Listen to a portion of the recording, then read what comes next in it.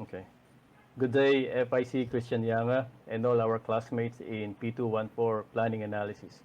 We hope that everyone is good.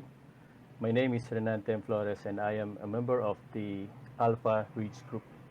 We are composed of 6 members, namely Annabel Conde, Edsel Carmen, Chemrex Breva, Francis Erickson Basbas, Elias Benaventura, and yours truly.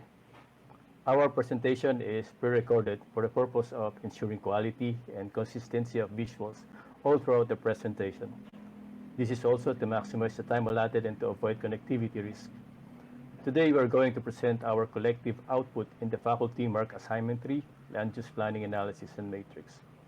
Our group selected the CLUP sectoral analysis of the Municipality of Magsaysay, Misamis Oriental.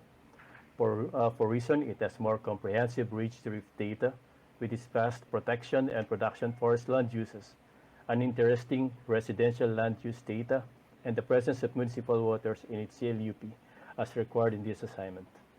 The group work focused on the analysis of the following land uses: the forest land use, municipal waters, residential land use. The group presentation will flow as follows. A quick profile on the Municipality of Magsaysay will be presented by Ms. Edsel Carmen. It will include the geographic location, land area, growth rate, and other significant high-level information on the LGU profile, which will also include the current municipality land uses. It will be followed by the descriptive analysis, will be presented by Ms. Ana Conde, and then a diagnostic analysis by Mr. Elias Benaventura. Predictive analysis to be presented by Mr. Francis Erickson Basbas. And the last will be finally the prescriptive analysis by Mr. Chemrex Breva. That's all. Thank you. Good evening, everyone. I am Edsel Carmen. I will be presenting to you the quick profile review of the Municipality of Magsaysay. Magsaysay is located on the east side of the Agusan del Norte. On the northeast is the Ginkog Bay, and on the southeast is the Ginkog City. The Municipality of Magsaysay composed of 25 barangays. 6 is urban barangay, 6 is urbanizing, and the other 13 barangays is still rural areas. The topography of the Municipality of Magsaysay is very gently sloped to undulate to rolling, and rolling to hilly. The soil type of the Municipality of Magsaysay is Alimodian clay, Bantog clay, and San Manuel loam. The existing land use of the municipality that we will be discussing are the forest land with an area of 9,184.28 hectares, residential area of 321.01 hectares, and the municipal water cover with 489.64 hectares. With the combination of the old land uses, the Municipality of Magsaysay has a total of 15,128.06 hectares. And now Ms. Ana Conde will be discussing about the descriptive analysis of the forest land, residential area, and municipal covers. Thank you and good evening, everyone. Good evening, I'm Annabel Conde and I'll be discussing the descriptive analysis of the Municipality of Magsaysay of the forest land, residential, and municipal waters land use. For forest land use, there are two land classification in the municipality: the forest land comprising the 60.72% of the total land area, and the A&D or the alienable and disposable with 39.28%. The forest land was divided into two: protection and production forests. From the 60.72%, 57.32% of the total land area in forest land is protection, and the 42.68% is production. The vegetative cover for the forest land are the coconut, fruit-bearing trees, secondary growth trees, shrubs, grass, and varied crops. While in the coastal area, mangrove forest covers the 30 hectares, which is 25 hectares is located at Poblacion area, and the remaining 5 hectares is at the rest of the municipality. The SWOT analysis of the forest land use. The strength is the firmer protecting shield against calamity due to a greater forest land area. The weakness is illegal activities causes denudation of forest cover, opportunities of a greater ecotourism potential, and big economic impact, while the threat is natural hazards, illegal human activities, of land and land conversion. The identified issues and concerns, technical findings and observation of the forest land, denudation of forest, triggered hazards due to the presence of human activities, illegal cutting of trees has led to deforestation that adversely affected the watershed areas, consequently affecting water sources.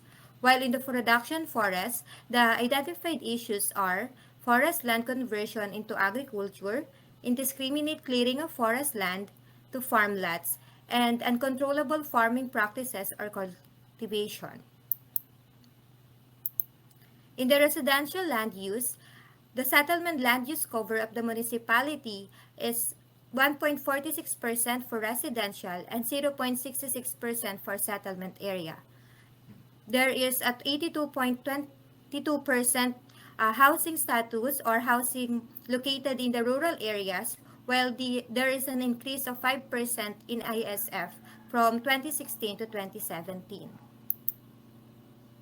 The residential land use as a housing project of Bliss Housing Project from Ministry of Human Settlement with a land area of 2.5 hectares, but only 20 were completed, and due to turn of events, Home Guarantee Corporation took over the project through a memorandum of agreement with LGU Magsaysay.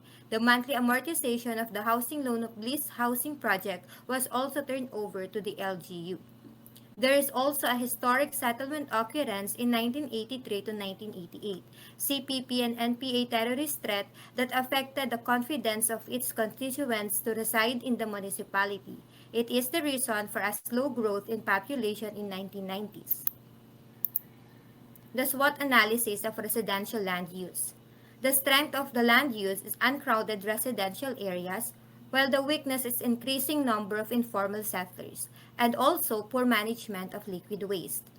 There is an opportunity of availability of possible housing sites and a threat of history of CPP or NPA threat. The identified issues and concern for housing is pending repayment of beneficiaries of lease housing projects due to unsettlement of document requirements. In ISF, and the resettlement of ISF along RROW or road right-of-way. While in the sanitary is improper drainage system, presence of sturdy soil along coastal barangays that results to difficulty in construction of sanitary toilets.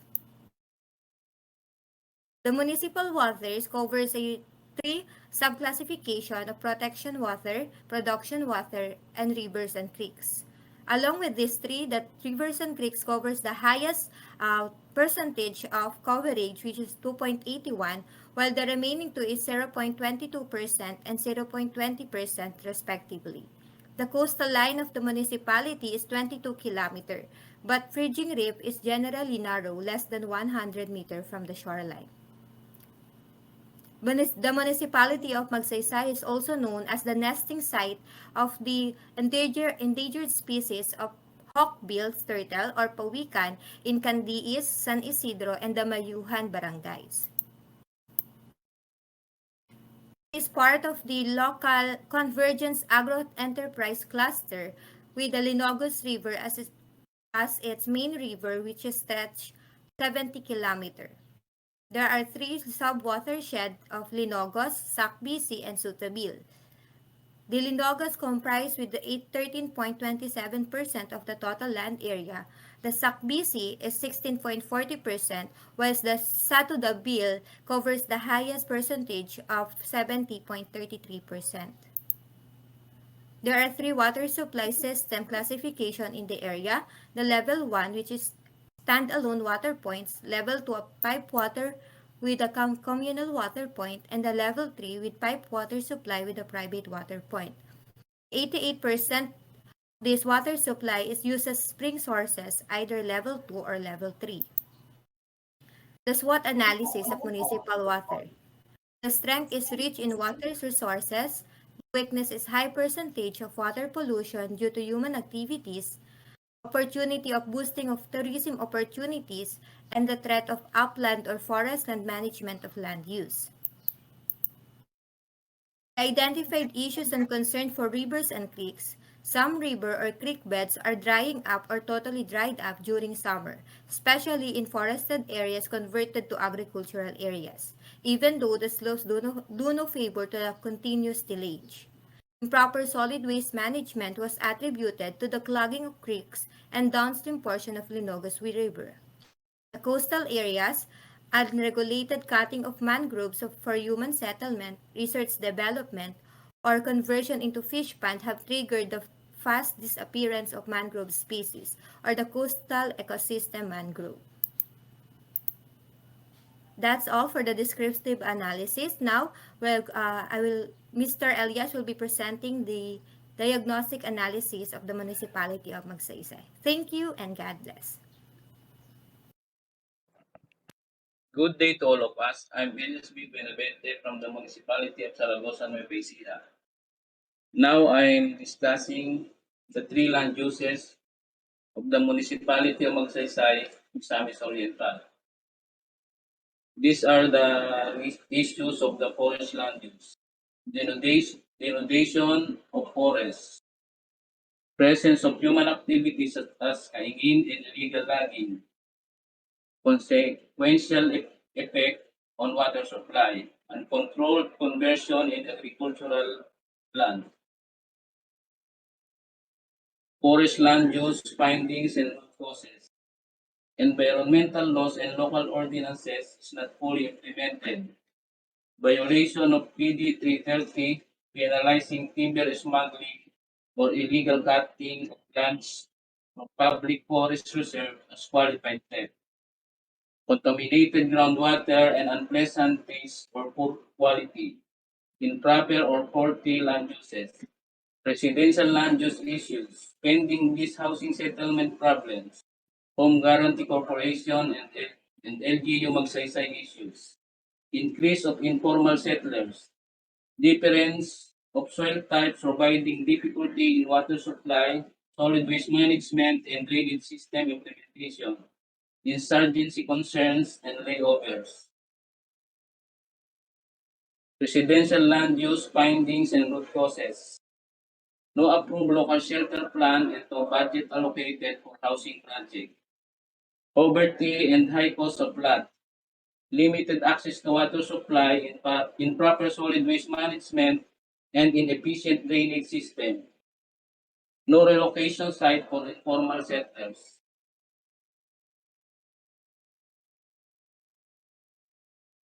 Municipal waters, coastal issues. Drying up of rivers and creeks due to deforestation and conversion of forest lands to agricultural and residential land. Clogging of downstreams and creeks of Linugos River due to improper solid waste management.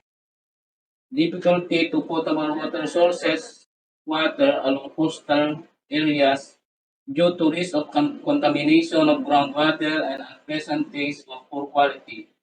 Coastal erosion, salinization of surface water, decrease in coastal ecosystem mangrove. Municipal water coastal findings and root causes. Continuous illegal cutting of trees. Non-compliance with RA 9003, also known as Ecological Solid Waste Management of 2000. Non-compliance with RA 9275, also known as Clean Water Act.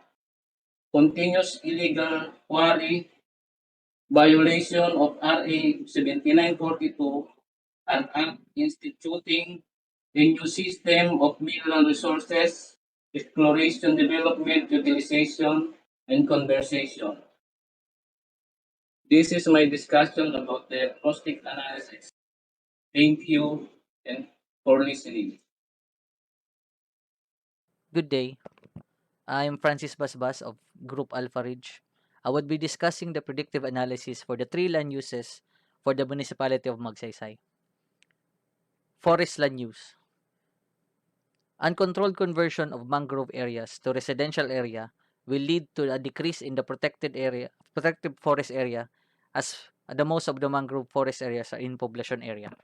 Uncontrolled conversions of mangrove area to resorts will lead to decline in quality of mangrove areas benefit, such as mangrove ecosystem, mangrove protection, and the thinning of coastal area.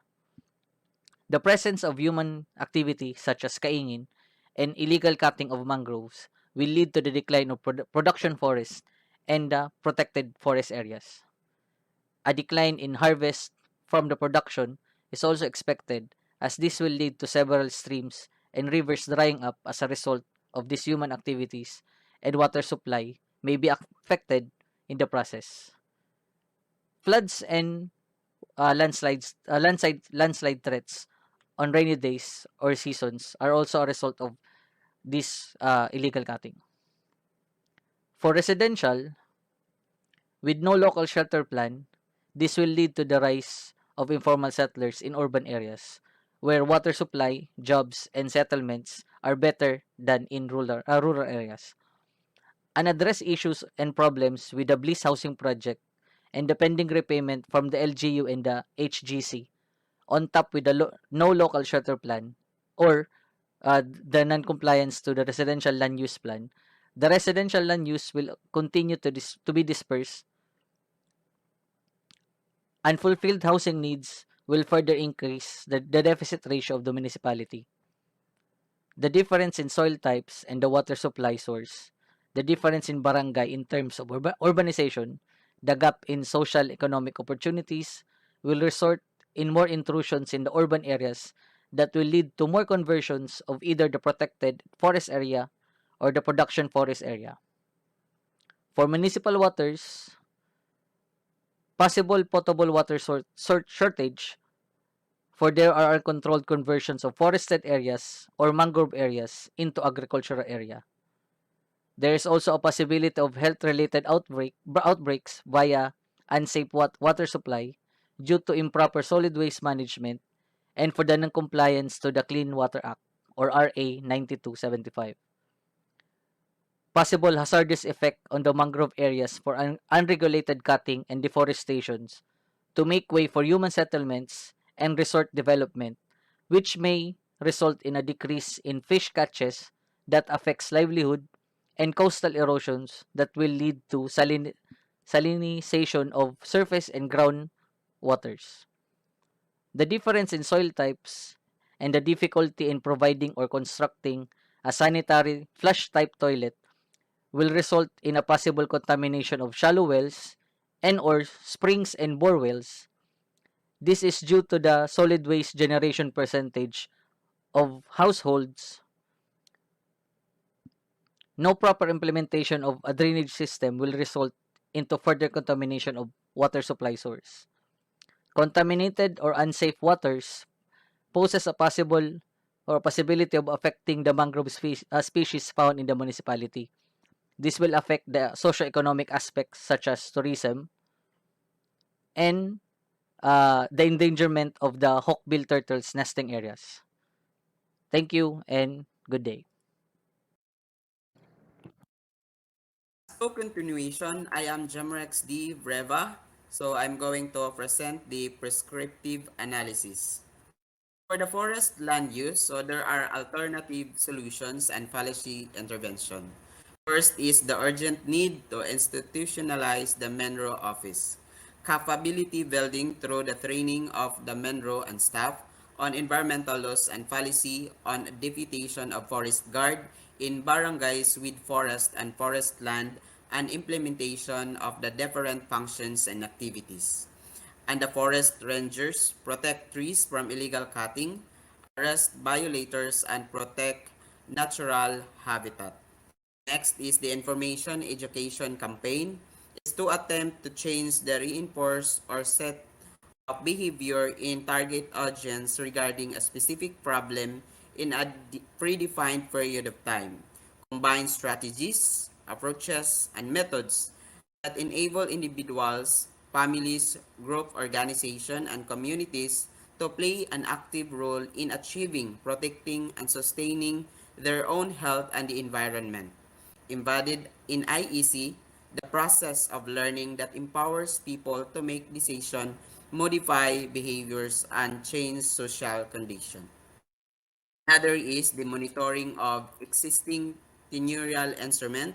This is issued community-based forest management agreement and certificate of stewardship contract shall be monitored by a joint team of DNR presented by MPDO and the Municipal Environmental and Natural Resources following the provision of Executive Order number 263 and the DENR Administrative Order number 2004-29, which is the implementing rules and regulation or the CBFM strategy. This is to determine whether the terms and conditions are undertaken by the people's organization to guide them on their rules and responsibility as a CBFM holder. Next is the tree growing activities. In areas identified as a residual forest will be planted with endemic species through enrichment planting in order to preserve biodiversity, increase the population of wildlife species, and increase or sustain the water supply needed by the people of Magsaysay. This area may be applied for communal forests through co-management. Establishment of tree parks from Barangay Damayuhan, Auswagan, Gumabon, Katipunan, Mindulao, Consuelo, Pag-asa, Tulang of Magsaysay shall identify at least 1 hectare set aside for the establishment of barangay tree parks. The area may be located along coastal area, plaza, and schools and along riverbanks. The LGU is mandated to establish this area pursuant to Republic Act 7160 or the Local Government Code of 1991. Establishment of barangay nursery. Will be needed planting materials for the establishment of tree parks and planting along river banks. Hence, there is also a need to establish a nursery composed of endemic species, bamboo, fast-growing species, fruit trees, high-value crops such as coffee and cacao if necessary, and other species for fuel production. Implementation of the close and open fishing season and proper implementation of marine culture. Conservation of corals, protection, and rehabilitation of the fishing area. Next is the residential land. So this is the proposed zoning map in our municipality. And next map is the proposed zoning map on the barangay poblacion and the current situation here in barangay poblacion. Alternative solutions and intervention in residential land use. First is the barangay and the LGU should allocate budget for the extension of Linugo's flood control, river protection, or dikes in order to prevent the destruction of agricultural products and houses. Project proposal to the National Housing Authority asked for budget for establishment of socialized housing for the relocation of informal settlers. Build residential houses adapted to climate change and safe from flood and rain-induced landslide with a standardized design of a proper drainage system to facilitate proper disposal of wastewater. Provision of support and protection facilities to blighted and endangered residential houses and projection to residential site and proposed shelter project to affected residents for relocation. Deputation of assigned officer to collect and monitor the monthly amortization of bills, amortization and blessed housing project. Allocation of budget to provide and support in addressing the issue of toilets, provide equipment and materials for every household who has no sanitary toilets. Next is the municipal water. So this is the Linogos watershed map in our municipality. Alternative solutions and intervention. First is the legalization of proposed watershed as protected area. Aside from that, the national fund granted to LGU for road construction ongoing to 7 watershed area are big help in monitoring the local tourism or promoting our local tourism. This could lead to diversified natural resources. Next is some of the recent agencies which help this municipality to lessen the water demands are the Department of Interior Local Government or the DILG and the Kalahi Seeds which is under the SWD. The LGU of Magsaysay participate involves or compliance requirements with the said agencies in order to be funded. The source of level 2 water system of this municipality are spring, surface water, and production of deep wells. There is a new spring source found in Barangay Kaoswagan which is to be proposed. Some residents use a level 2 water system for drinking but majority use a by water refilling station for drinking. Currently, the LGU has planned to conduct water quality testing in every month for level 2 water system so that we will know if the water is safe for drinking or not. Next is the legalization of the implementation of RA 9003, regular collection of garbage in every establishment, household, institution, and commercial area to prevent throwing of garbage anywhere. Strengthen the community IEC on enhancing the role of forest in mitigating and adapting climate change. Adaptation strategies will be based on prioritization of communities where vulnerable to highest.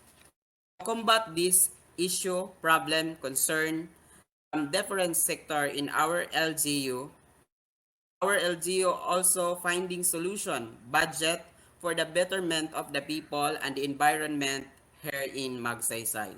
That's all for the presentation of our team, Alparidge from the Municipality of Magsaysay CLUP with the land uses of forest land use, residential land use, and municipal water.